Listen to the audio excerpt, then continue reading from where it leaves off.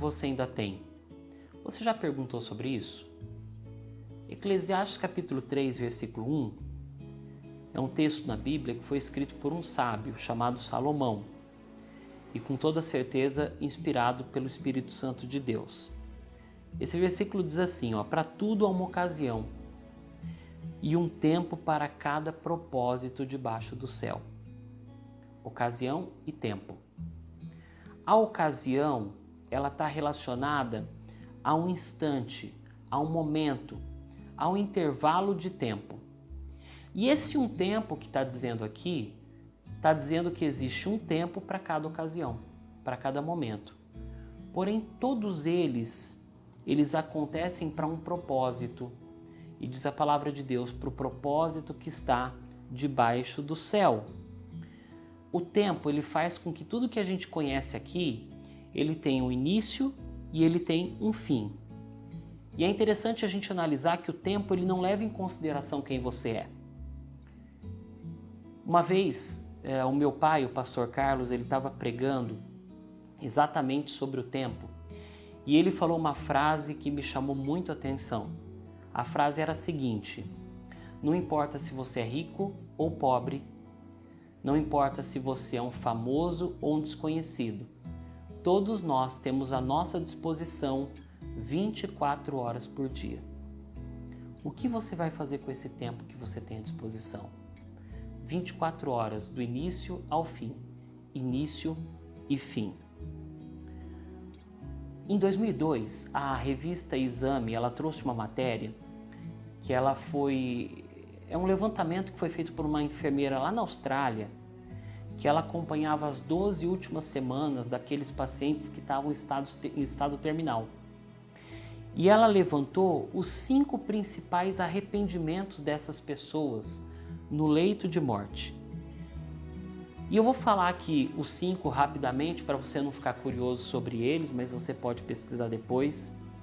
E desses 5 principais arrependimentos, ela levantou o seguinte, primeiro, eu gostaria de ter tido a coragem de viver uma vida fiel a mim mesmo. Segundo, eu queria que não tivesse trabalhado tanto. Terceiro, eu queria ter tido a coragem de expressar os meus sentimentos. Quarto, eu queria ter mantido mais contato com os meus amigos. Quinto, eu queria que eu tivesse me deixado ser mais feliz. Sabe o que me chama a atenção desses 5 principais arrependimentos no leito de morte? Todos eles têm a palavra ou eu gostaria ou eu queria. Essas palavras, elas estão relacionadas a um tempo que essas pessoas não têm mais. Todas elas se arrependeram pelo fato de não terem usado melhor o tempo que elas tinham. Lembre disso. Todos nós temos à disposição 24 horas por dia. Quer você seja rico, quer você seja pobre, quer você seja uma pessoa famosa ou de repente uma pessoa não tão conhecida. Todos nós temos 24 horas por dia. O que a gente vai fazer nesse tempo que nós temos? Jesus, uma vez, ele disse, tá escrito lá em Lucas capítulo 12, versículo 15, Lucas 12, 25, ele disse assim: quem de vocês, por mais que se preocupe, pode acrescentar 1 hora que seja a sua vida? Olha que interessante. Quem de vocês, por mais que você se preocupe, pode acrescentar 1 hora a mais que seja a sua vida? Jesus sabia que o tempo que nós vivemos aqui, realmente ele não poupa ninguém. O tempo já passou para milhares de pessoas, milhões de pessoas, bilhões de pessoas, se a gente analisar toda a história da humanidade. Mas ainda existem bilhões de pessoas, como eu e como você, que ainda têm tempo. Por isso que a gente não deve focar em quanto tempo ainda me resta, mas o que eu vou fazer com o tempo que me resta, ou com o tempo que eu ainda tenho. Uma vez Moisés ele foi aquele homem que foi escolhido por Deus para tirar o povo de Israel, o povo hebreu, cativo do Egito, e levar para uma terra prometida por Deus que manava leite e mel. O povo hebreu foi escravo no Egito aí por mais ou menos 400 anos, e Moisés ele teve essa ordem, essa responsabilidade da parte de Deus. Em um determinado momento, Moisés ele fez uma oração, e essa oração ela se transformou num salmo, o Salmo 90, onde ele responde o que a gente deve fazer com o tempo que resta para a gente. O Salmo 90, depois você pode ler ele inteiro também aí na sua casa, mas o Salmo 90, 12, versículo 12, ele resume todo esse salmo, e ele fala assim: ensina-nos a contar os nossos dias, de tal maneira que alcancemos corações sábios. Novamente, 2 pontos eu quero chamar a sua atenção aqui nesse versículo. Ensina-nos. Moisés, ele buscava uma compreensão. Moisés, ele buscava um sentido para a sua vida. Ele reconhece que ele precisava ser ensinado. Nesse caso aqui, ele estava orando a quem? Ele estava orando a Deus. E ele fala: ensina-nos a contar os nossos dias. Não se trata apenas de ele ter o senso de que tudo aqui na terra tem um início e tem um fim, mas sobre o que eu devo fazer para valorizar o tempo que eu ainda tenho. E basicamente ele fala sobre a importância de nós empregarmos esse tempo em propósitos que realmente sejam propósitos eternos. Quando eu emprego o meu tempo nos propósitos de Deus para mim, eu descubro qual é o verdadeiro sentido da vida e para que eu fui criado. E para que você foi criado? Por que você está aqui? Você já se perguntou sobre isso? Ao invés de perguntar quanto tempo eu ainda tenho, por que eu estou aqui? Ou por que eu fui criado? E Isaías 43, versículo 7, responde essa pergunta. Você foi criado para que Deus seja glorificado. Você foi criado para a glória de Deus. Você sente que Deus está sendo glorificado através da sua vida? Se a tua resposta é sim, você com toda certeza sabe muito bem por que você está aqui e qual é o propósito e qual é o sentido da sua vida.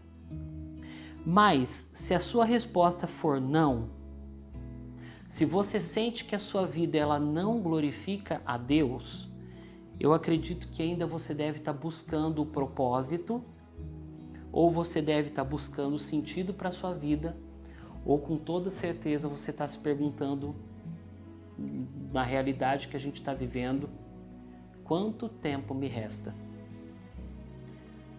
Novamente, eu quero reforçar que não se trata sobre quanto tempo resta a você, mas o que você pode fazer com o tempo, com o momento, com o que você vivencia hoje.